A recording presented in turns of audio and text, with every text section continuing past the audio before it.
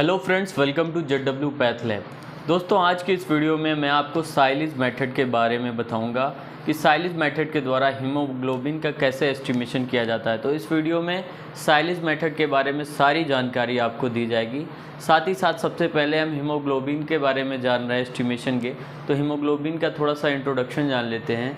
जैसे कि मैंने लिख दिया है, haemoglobin is a respiratory pigment, यानी कि हीमोग्लोबिन हमारी क्या होती है, रेस्पिरेटरी पिगमेंट होती है। रेस्पिरेटरी इसे इसलिए कहा जाता है क्योंकि आरबीसी में हीमोग्लोबिन ही वो होती है जो ऑक्सीजन को कैरी करती है। पिगमेंट इसे इसलिए बोला जाता है कि हमारे ब्लड का जो रेड कलर होता है वो due to the presence of haemoglobin होता है, इसीलिए इसे रेस्पिरेटरी पिगमेंट कहा जाता है। मॉलिक्यूलर वेट की अगर हम बात करें हीमोग्लोबिन का, तो 64,500 डाल्टन होता है।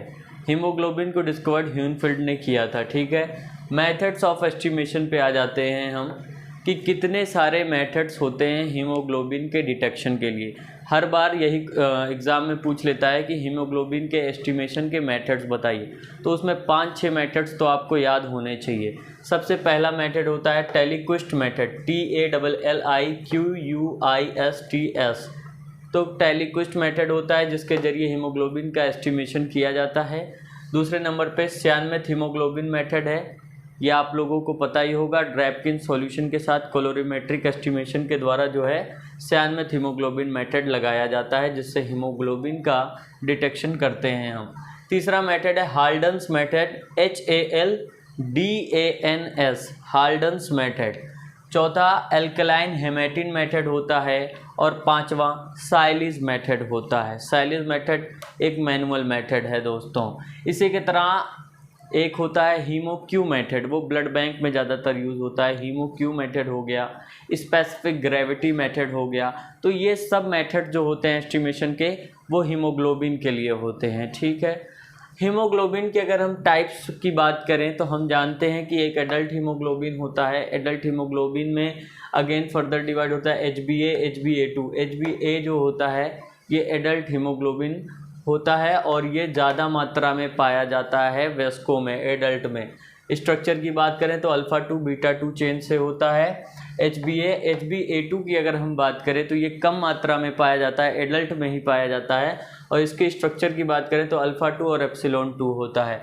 इसी तरह से फीटल हीमोग्लोबिन होता है, जब कोई नवजात शिशु पैदा होता है तो उसमें फीटल हीमोग्लोबिन होता है और इसकी मात्रा ज़्यादा होती है। अब अगर दोस्तों हीमोग्लोबिन हमारे ब्लड में ऑक्सीजन के साथ बाइंड है तो उसे ऑक्सी हीमोग्लोबिन कहेंगे।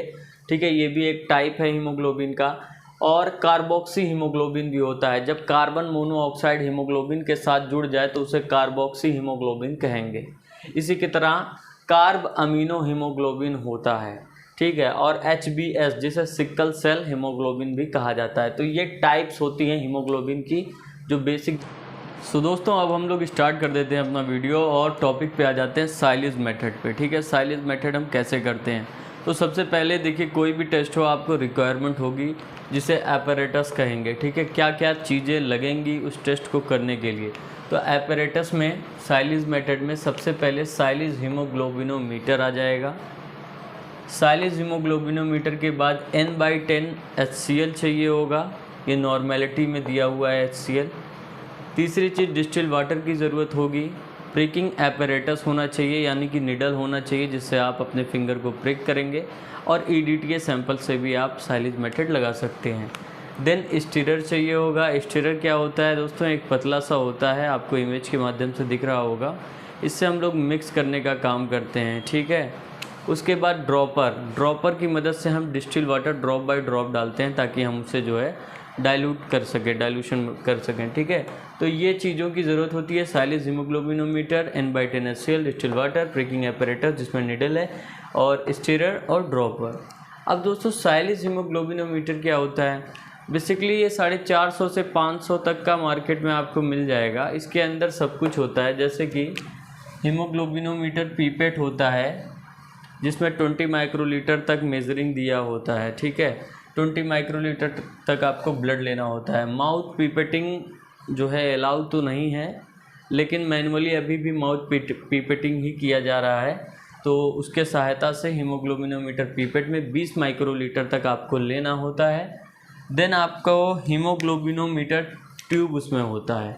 ये ट्यूब की जो मेजरिंग होती है ये 2 ग्राम से लेकर 22 ग्राम % तक होती है।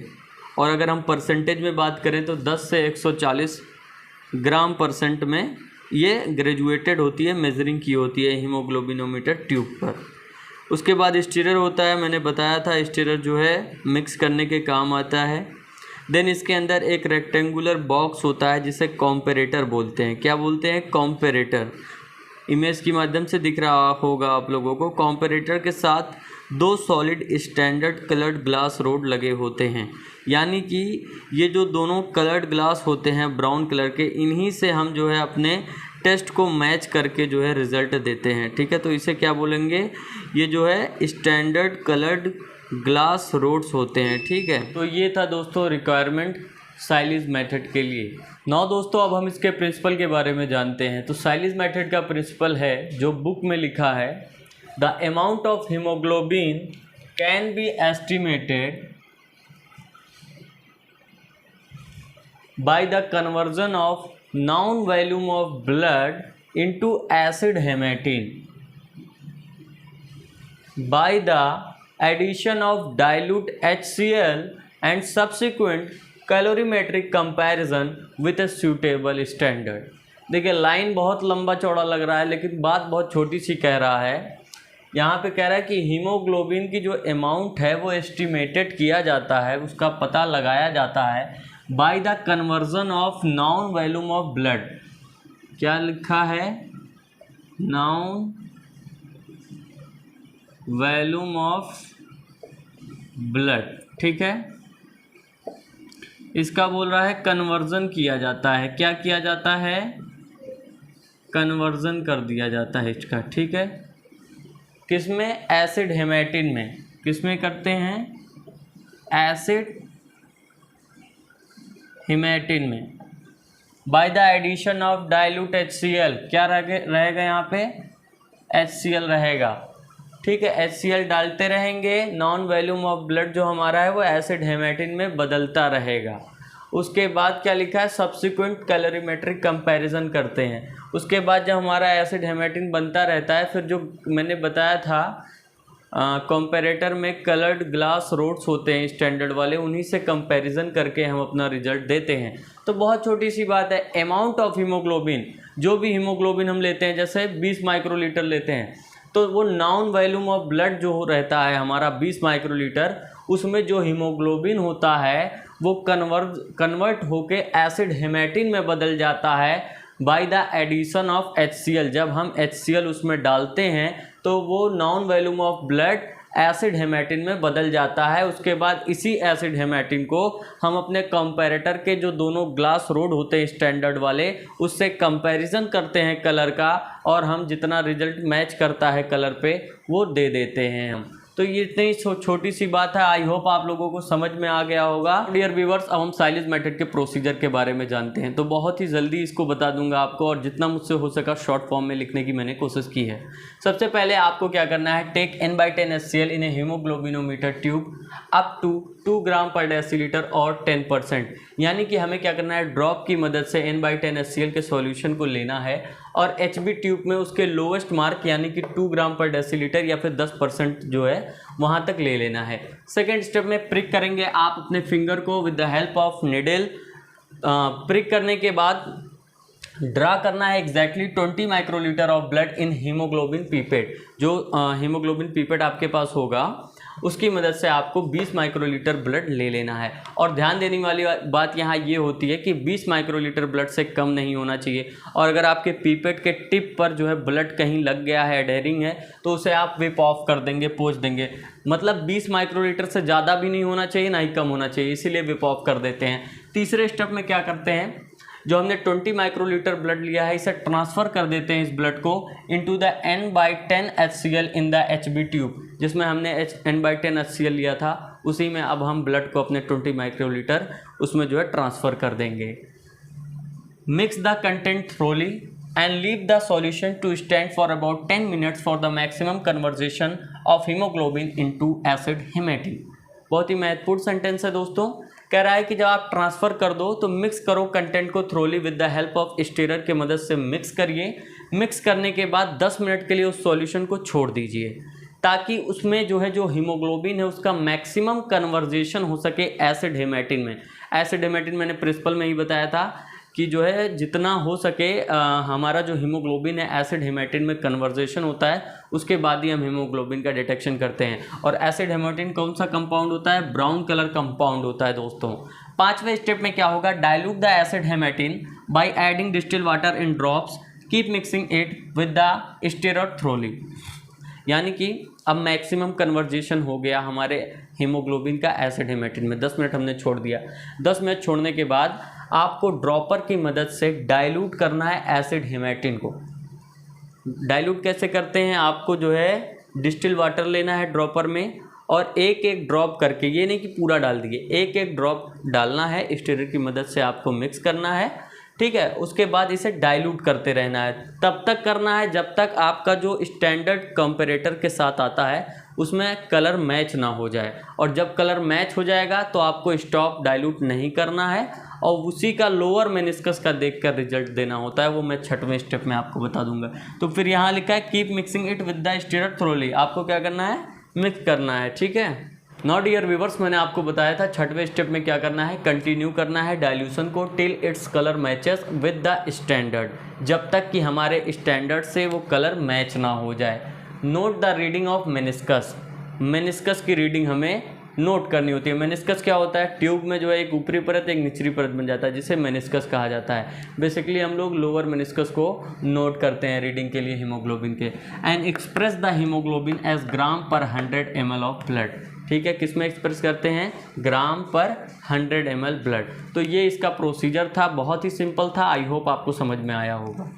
नाउ दोस्तों, अब हम साइलेज मेथड के प्रिकॉशन के बारे में बात कर लेते हैं, क्योंकि हमें क्या करना है? साइलेज मेथड पूरी तरह से कवर करना है ताकि आपके माइंड में बिल्कुल भी सवाल ना हो, ठीक है। और वाइवा वगैरह हो तो आप सारा कुछ एक वीडियो देख के ही आपके लिए सफिशेंट हो और आप बता सकें। इसीलिए प्रिकॉशंस को भी कवर कर दिया है। प्रिकॉशन यानी कि सावधानियां हमें क्या बरतनी चाहिए साइलेज मेथड करने के लिए। तो सबसे पहले finger should not be squeezed, यानी कि जब फिंगर आप प्रिक करेंगे तो ये नहीं कि बहुत फिंगर दबा के आप ब्लड निकाल रहे हो। तो इससे क्या होगा? अगर बहुत ज़्यादा ऐसे प्रेशर के साथ निकालेंगे तो टिश्यू फ्लूइड भी उसमें चली जाएगी ब्लड में, जिससे आपका जो एस्टिमेशन करोगे हीमोग्लोबिन का वो लो आएगा, ठीक है। तो आपको finger should not be squeeze, ज़्यादा तेज़ी से स्क्वीज नहीं करना है। तो दोस्तों सेकेंड स्टेप में क्या होगा? Blood from pipette transfer quickly into the HB tube, यानी कि जैसे ही आपने फिंगर प्रिक किया, 20 माइक्रोलीटर ब्लड ले लिया पीपेट में, तो तुरंत ही आपको क्या करना है? उस ब्लड को 20 माइक्रोलीटर HB ट्यूब में क्विकली ट्रांसफ़र कर देना है।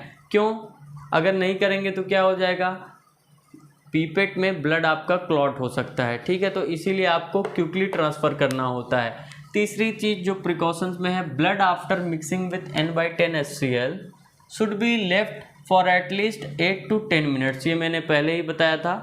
जब आप ब्लड मिक्स करेंगे N/10 HCl में तो कम से कम आपको 8 से 10 मिनट तो रुकना है, डाइल्यूट तुरंत नहीं करना है। क्यों रुकना है? ताकि जो है जो भी हीमोग्लोबिन है उसका मैक्सिमम कन्वर्जेशन हो सके एसिड हेमेटिन में। तो इसको भी ध्यान देना है। फोर्थ है जो है distil water should be add drop by drop, यानी जब आपने मिक्स कर लिया N/10 HCl ब्लड के साथ और 10 मिनट रुक गए, उसके बाद आपको डाइल्यूशन करना होता है, मैंने बताया था।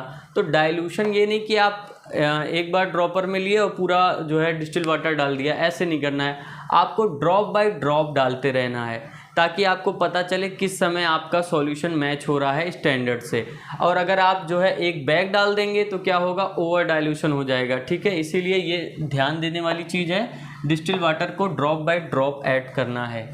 Matching of colour should be done only natural source of light, यानी जो आप कलर का मैच करेंगे उसको नेचुरल सोर्स ऑफ लाइट, सूर्य की रोशनी में ही आपको मैच करना होगा। तो ये सावधानियां होती हैं आपका जो है साइलेज मेथड में, जो मैंने आपको बताया है। अब दोस्तों वाइवा का कुछ क्वेश्चन अगर है ऐसा जो मैं इस वीडियो में नहीं बता पाया तो आप कमेंट करिए, मुझसे जो हो सकेगा मैं जल्द से जल्द उसका रिस्पॉन्स करूँगा, ठीक है। धन्यवाद आप सभी का, बहुत शुक्रिया हमारे वीडियो को देखने के लिए। अगर वीडियो अच्छी लगे तभी लाइक करिएगा, चैनल पर नए हैं तो सब्सक्राइब करिएगा। धन्यवाद।